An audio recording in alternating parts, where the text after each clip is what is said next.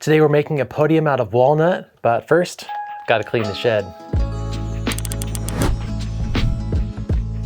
This build is for a church wanting to spruce up their entryway area. It's actually the church I've been working at as the tech director for over 10 years.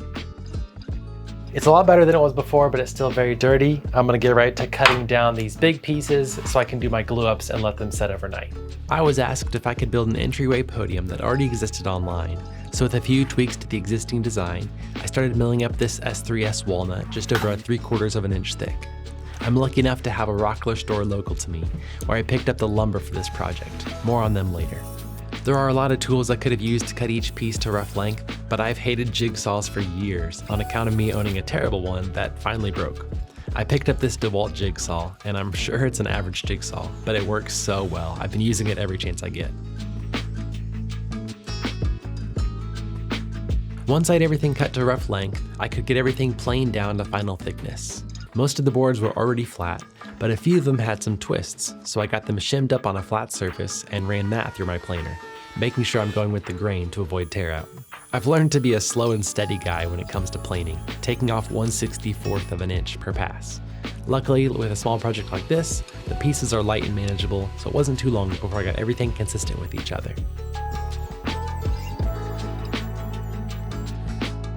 This is a pretty minimalistic design for a lectern or podium, so the natural wood grain and the color is the star of the show. I took my time getting the pieces laid out how I liked, and then I switched out my table saw blade to a fine 60-tooth blade, so all my edges would be very crisp.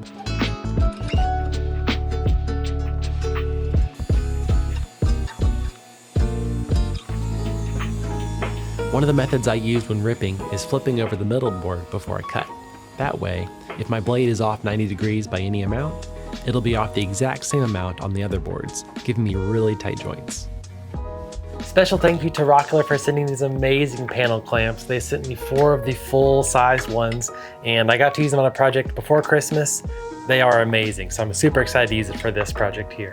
I will say I've never been paid by Rockler, but they have given me free equipment, which I'm very grateful for. I've also spent a lot of money at Rockler before and after they've given me these products, and so far, everything I've used is very high quality.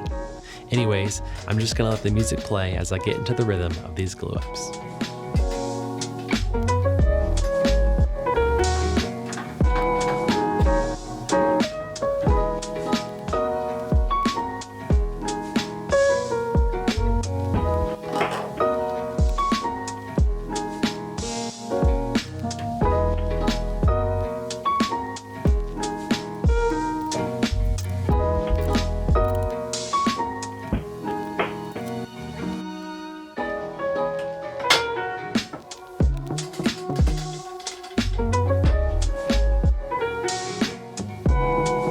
I've got this small wood burning stove that's a lifesaver in the winter, both in warmth and a place for all my scraps to go.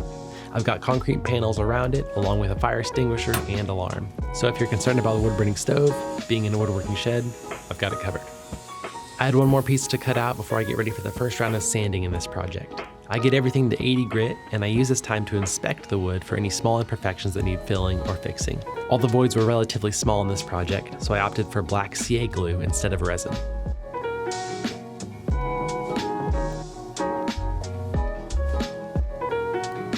Once again, Rockler came in clutch with this set of chisels, making quick work of the excess glue. CA glue doesn't feel as nice as resin, so it usually takes a few rounds of thin applications to get a good finish.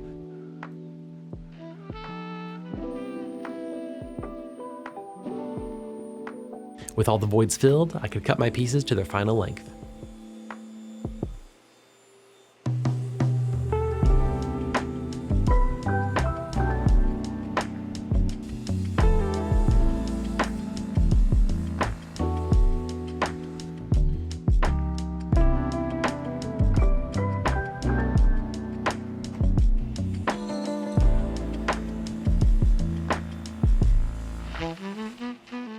As someone who's seen custom pieces and wondered who made them or what year, I've started marking my pieces with a year and logo, this one going on the bottom of the base plate.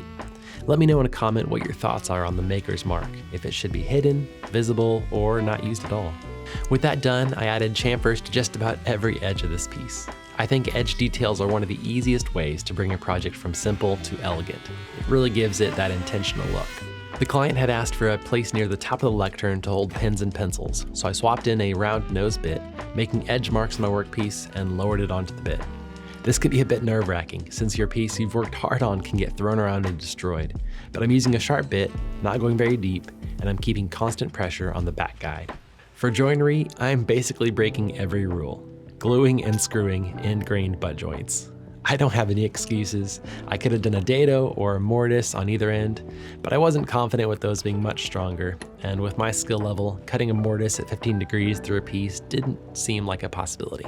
I did at least pre-drill for the screws. I'm not relying on the screws for any structural integrity, just to hold the joints together as the glue dries.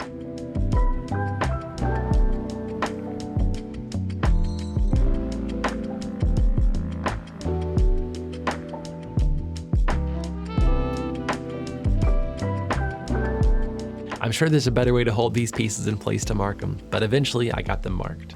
For the 15-degree angle at the top of the boards, I figured it'd be easier to hold the angle flat and drill straight down rather than trying to drill at an exact off angle.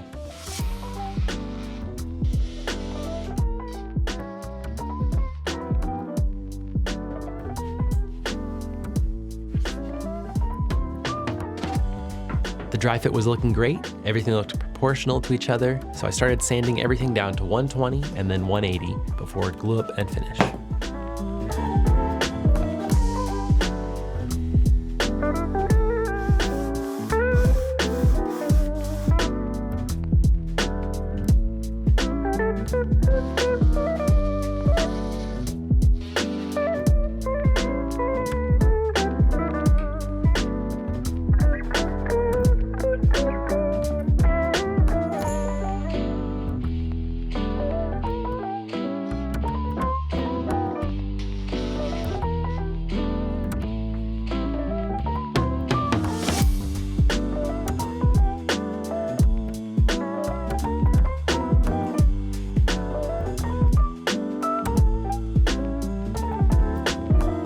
Last step was to glue the leg assembly to the top board of the lectern, which had plenty of surface area for the glue to grab onto.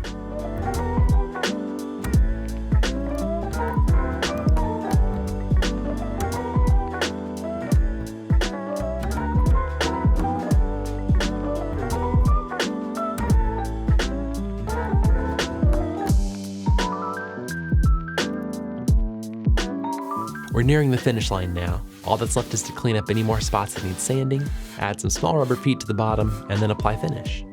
I recently picked up this bright work light to move around with me during this final check, just in case there's something I missed.